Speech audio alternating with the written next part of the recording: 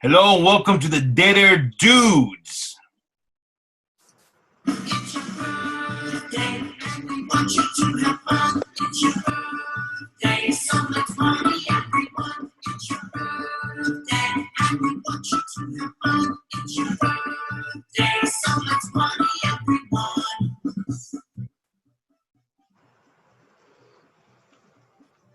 What's up, guys? I'm Izzy. Welcome, everybody. Welcome, everybody. It's Rock over here, and if you guys have not noticed by now, today's movie review is Willy's Wonderland. Came out this year, actually just came out. Scheduled to be out earlier last year, but something happened, don't know what. Something happened and was worldwide, and technically, yeah, it was supposed to come out last year, but it came out this year, so it's 2021, but filmed in 2020, and so here we go. Directed by Kevin Lewis, written by the G.O. Parsons, starring, of course, none other than Nicolas Cage, Emily Tosta, and Beth Grant, and a bunch of animatronic animals. Okay. What can we say about this film but that it's a roller coaster ride? So, Raka, take it away. Very quick, as quick as I can, synopsis. There's an amusement park / birthday place palace like a Chuck E. Cheese, and it's called Willy's Wonderland. It was founded by a bunch of serial killers who, when the police were onto them, they made a suicide murder pact, pentagram, candles, everything. By the way, and spoilers, by the way. Slight spoilers. spoilers abound. So I'll get it even less. I'll get right to it. They're possessed. They reanimated into animatronics in the amusement park. They start killing everybody in the neighborhood. The locals, sheriffs, cops, whatever, they come over and say, we can't have this. Let's make a pact. So they made a pact. Ooh, nice shot there, Izzy. They made a pact, and the pact is, we will feed you people. Don't hunt our people. Don't hunt our neighborhood. Don't hunt our kids. We will feed you people. And they trap people. They dupe them into working off their debts into the Willy Wonderland. They check in. They don't check out. And they feed these satanic and spiritualized, haunted robots. Feed on them. They attack them. They rip them to shreds. Layman's terms, let's think of Five Nights at Freddy's meets Child's Play, because essentially it's what it is. And that's the only negative I'm going to say. And I don't mean negative, but I mean in the sense of it's not fully original, but it is just so much fun. There's original elements to this show. Now Nicolas Cage is driving this sweet ride. Of course, right? Him and his cars, souped up ride. He goes over some spikes. He gets lured in. He does a deal, shakes on it, stays the night, cleans the place up. Car's ready by tomorrow. Scoot on out of there. Of course, what good old Nick doesn't know is that, of course, these animatronics come alive, and and they don't tell him because, of course, according to food that was made, he's supposed to be, food for Willy and his cohorts. Now, the subplot is there's a girl. She's a survivor of having her parents slaughtered as sacrifice, but she's raised by the local sheriff. And she's kind of, I guess, a teenager or whatever, but she's trying to torch the place, to burn it to the ground, to stop the evil. She knows what's going on, and she knows that how evil it is, and the sheriff is doing everything in her power to protect. Yeah, she's basically the foster mom. Basically. Yeah. So Nicolas Cage, this is his most challenging role because he doesn't utter one word. Yeah. In the whole damn movie. wasn't even trying to be funny. Facetiously, what you saying? No, but he was wildly entertaining. He emotes so much without saying one Armin language, goddamn word. Okay? And which it is just supremely entertaining. And then of course you have the energy drinks he drinks. Oh, wait, stop right there. I'm sorry. Before we go any further.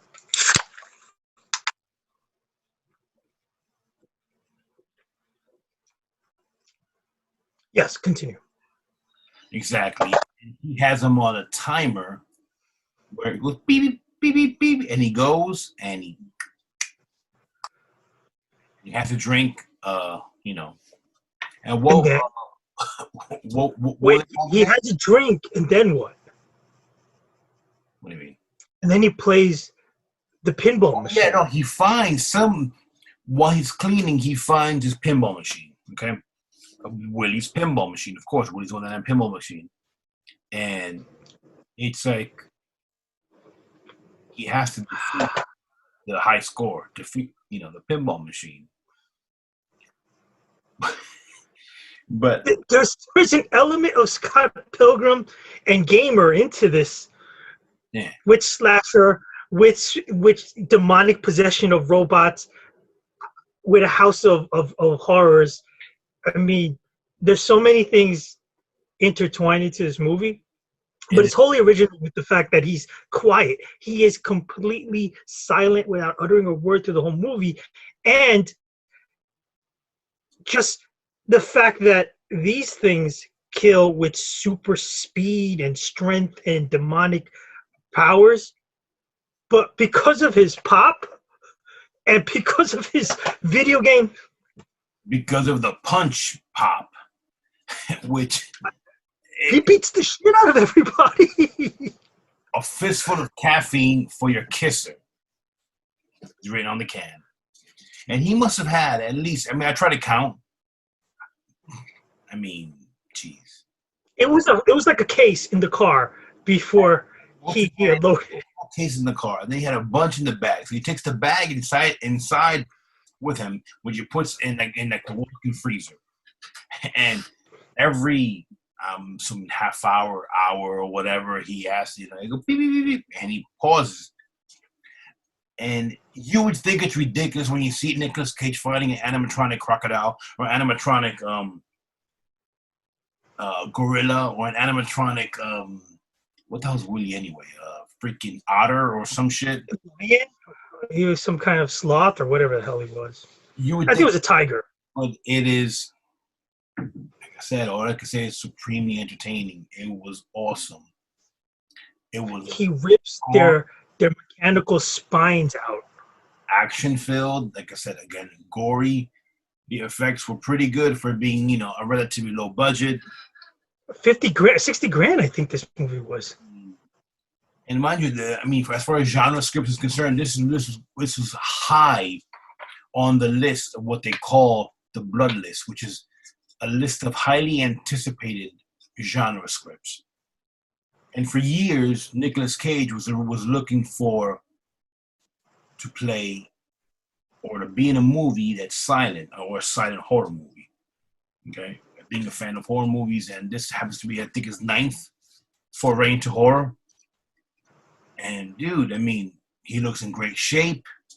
He was great in this shit, and it was just he was the movie. And what did he do? Again, another quirk that they made, which was fabulous, is it didn't seem odd to him that these mechanical creatures came to life and attacked him with and after ripping their proverbial spinal cords and their beating hearts out, he'd go back to this. He'd go back to clean, like it was no big deal. You just destroyed a whole, animatronic gorilla, and you made a mess. So after you oh, that scene was fabulous. I can't spoil it for everybody, but that bathroom scene was pick up all the pieces and throw it away, and then go and clean everything up and make it look all, spotless. Oh, by the way, subscribe, like, comment if you like us. Hit that, smash that bell, boys and girls. Show us some love. Show us some love. Keep this thing going because, damn it, this is the kind of movie that's right up our alley. Definitely, you know. I mean, I'll get to it right now. We try our best not to spoil it, but I gotta give this movie one of the top 5 amped up, sugar dosed freaking pops, energy drinks, whatever you want to call it. But bloody hell, I mean, when I go back and watched the movie, I saw it 1.5 times. The second time around, just because I missed a couple parts, and I really thoroughly enjoyed all the killing scenes. There really wasn't that wasted, love tryst or a side plot. It was very straightforward. It's what I want. And for all of you slasher hounds and those bloodhounds out there, the goth and everything, this is you can't ask for anything more. He finds inventive ways to kill the mechanical machinations of hell. And you also get your traditional, horror kills in the sense that these animatronic, horror, creatures, they actually kill a bunch of people, and then you get some cool blood, you get some cool effects, and it works. I mean, it's not, look, you go into a movie expecting, when you see the tagline or you see the description, Nicolas Cage fights a bunch of robots, and you're like, whoa. It's either going to be terrible or it's going to be epic. That's a poor description. Was freaking epic. No, I'm just, if you go in and you just, like right now, the slug line would be, let me see if I can find this real quick, A quiet drifter is tricked into a tutorial job at the now condemned Willy's Wonderland.